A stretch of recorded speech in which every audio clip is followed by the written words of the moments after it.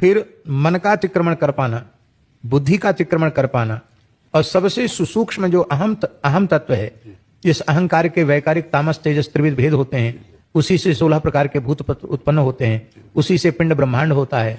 तो ये सारे जगत का मूल तो अहंकार है, सारे विकारों का मूल अहंकार है।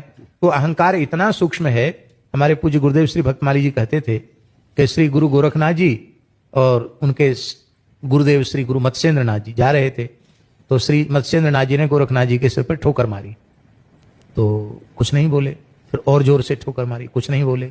फिर ठोकर मारी, कुछ नहीं बोले। जब चौथी पांचवी बार ठोकर मारी तो बड़ी विनम्रता से चरणों में प्रणाम करके गोरखनाथ जी ने कहा, गुरुदेव आप जिसे ठोक बजाकर देख रहे हैं अब वह आपकी कृपा से नहीं है। अरे अहंकार नहीं है।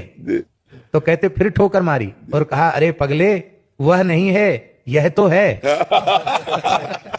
कि वो नहीं है, ये बात तो है यार। मैं अहम शून्य हूं, यह भी एक अहंकार।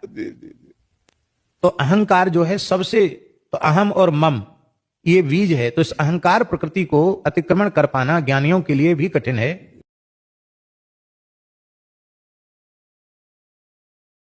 फिर मन का अतिक्रमण कर पाना, बुद्धि का अतिक्रमण कर पाना, और सबसे सुसूक्ष्म जो अहम तत्व है, जिस अहंकार के वैकारिक तामस तेजस त्रिविध भेद होते हैं, उसी से 16 प्रकार के भूत उत्पन्न होते हैं, उसी से पिंड ब्रह्मांड होता है। तो ये सारे जगत का मूल तो अहंकार है, सारे विकारों का मूल अहंकार है। तो अहंकार इतना सूक्ष्म है, हमारे पूज्य गुरुदेव श्री भक्तमाली जी कहते थे कि श्री गुरु गोरखनाथ जी और उनके गुरुदेव श्री गुरु मत्स्येंद्र नाथ जी जा रहे थे, तो श्री मत्स्येंद्र नाथ जी ने गोरखनाथ जी के सिर पर ठोकर मारी, तो कुछ नहीं बोले। फिर और जोर से ठोकर मारी, कुछ नहीं बोले। फिर ठोकर मारी, कुछ नहीं बोले। जब चौथी पांचवी बार ठोकर मारी तो बड़ी विनम्रता से चरणों में प्रणाम करके गोरखनाथ जी ने कहा, गुरुदेव आप जिसे ठोक बजाकर देख रहे हैं अब वह आपकी कृपा से नहीं है। अरे अहंकार नहीं है। तो कहते फिर ठोकर मारी और कहा, अरे पगले वह नहीं है यह तो है। कि वो नहीं है, ये बात तो है यार। मैं अहम शून्य हूं, यह भी एक अहंकार।